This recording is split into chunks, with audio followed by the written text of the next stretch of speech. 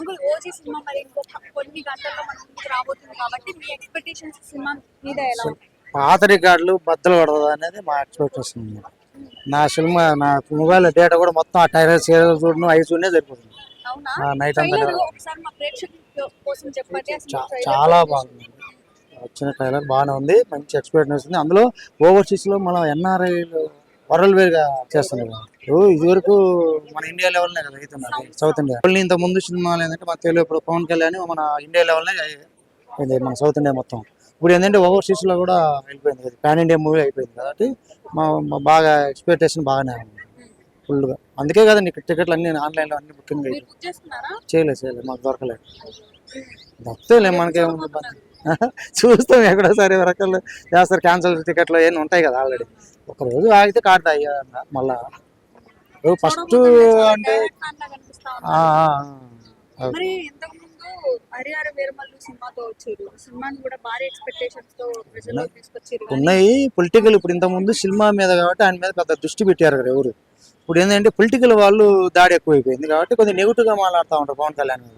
అందుకే ఇంకా ఎక్కువ అట్లా అంటుంటేనే ఎప్పుడైతే నెగిటివ్ మాట్లాడుతారో ఇంకా జనాల మీద ఇంకా ఇంట్రెస్ట్ వచ్చింది కదా, బాగా చూడాలా. ఇంకా ఇట్లాంటివి కూడా మంచిది, ఇలాంటి ఆరోపణలు అందరూ అనుకుంటారు కానీ ఇట్లాంటి చేస్తేనే మంచిది. నెగిటివ్గా మంచిదే కదా, చేస్తే ఇంకా అందరికి తెలిసిపోతుంది దీని గురించి ఏంది ఇట్లా అనుకుంటుంటారు అనేది, వైరల్ అవుతుంది కదా అది. సరే, ట్రైలర్ లో అంటే కొన్ని గన్స్ అవి వాటి ఏదో మాఫియా బ్యాక్గ్రౌండ్ కి సంబంధించి అన్నట్టుగా ఏదో చెప్తా ఉన్నారు. అన్నోళ్ళు ఉన్నారండి, వాళ్ళు పడనోళ్ళు ఎవరైనా నేను అంటుంటారు. అవన్నీ మనం పట్టించుకోవాలని అవసరం. స్పెషల్గా ఏది బాగుందంటే అది చూస్తారు ఖచ్చితంగా. ఇప్పుడు ఒక ఆటో చూస్తాను కానీ తెలిసిపోద్ది అన్నమాట ఆ సినిమాలో డైరెక్టర్ తప్పుందా, హీరో తప్పుందా, ఎవరిది అనేది డైరెక్టర్ హీరో మీద నడిచేది అంతా. నేను ఇప్పుడు ఏంటంటే ఆయన ఇంటర్నేషనల్లో తీసుకున్నాను డైరెక్టర్ కాబట్టి ఆయన ఎలా తీస్తున్నది దాన్ని బట్టి పోల్చుకోవద్దు. దీన్ని ఏ సినిమాకి ఆ సినిమానే అంచనా వేసుకోవాలి తప్ప పోయిన దాని గురించి దీంతో మాట్లాడదు. ఒక్కొక్కరు ఒక్కొక్క డైరెక్టర్ ఒక్కొక్క రకంగా తీస్తూ ఉంటారు, అంతే కదా. హీరో కూడా అంతే, ఆ కథను బట్టి హీరో యాక్ట్ చేస్తాడు. ఆయన ఏం చేస్తాడు దానికి. 1000 కోట్లు దాటొచ్చు అనుకుంటున్నాను, దాటొచ్చు అనుకుంటున్నాను నేనైతే. బ్యాక్ బస్టర్ పక్క, అంత డౌట్ లేదు.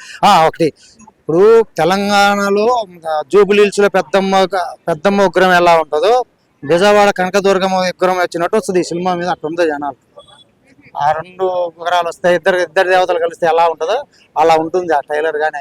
షేర్ చేయండి, లైక్ చేయండి, సబ్స్క్రైబ్ చేయండి.